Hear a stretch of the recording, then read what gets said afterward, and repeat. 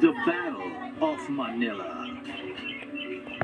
Halos hindi na mamukha ng syudad. Puno ito ng mga patay na katawan ng mga sundalong nagpalitan ng putok dito at ang mga sibilyan na nadamay sa digmaan. Halos lahat ng mga buildings ay natupok ng apoy at nagkalat sa kalsada ang mga debris nito. Ito ang itsura ng Maynila matapos ang labanan noong 1945. Napakalaki ng kaibahan ng Maynilang kilala natin ngayon. Pero ano nga ba ang nangyari sa taong iyon? Bakit may nagdigmaan sa syudad ng Maynila? At ano nga ba ang kahalagahan nito sa ating kasaysayan? Sa video na ito, pag-uusapan natin ang Battle of Manila na naganap noong World War II. Noong December 1941, sinugod ng mga Hapon ang Pilipinas.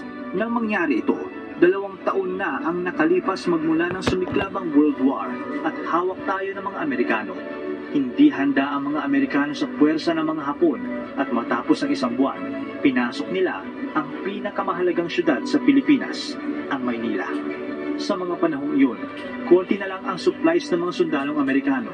Kulang na ang kanilang mga pagkain at paubos na rin ang kanilang mga kagamitang pandigma. Kaya naman, kahit sinubukan man nilang lumaban, madali lang silang natalo ng mga Hapon at napilitan silang sumuko.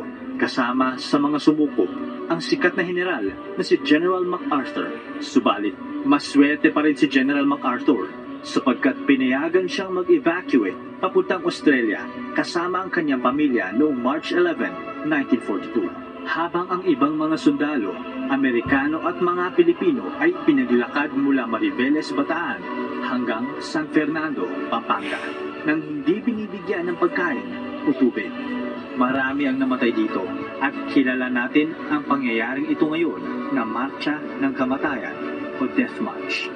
Tumatak ang nangyaring ito kay General MacArthur at noong nakabalik na siya sa Amerika, nag-issue siya ng statement upang ipaalam sa mga Pilipino at mga Amerikanong naiwan sa Pilipinas. Siguro alam niyo na ang sinabi niya. Pero para sa mga hindi pa alam, ito ang ipinangako ni General MacArthur. I shall return. At noong October 20, 1944, matapos ang mahigit kumulang 2 taon, tinupad ni MacArthur ang kanyang pangako. Dumating siya sa isla ng Leyte. Nagpunta sa isang radio broadcast at sinabi ito sa buong Pilipinas. People of the Philippines, I have returned.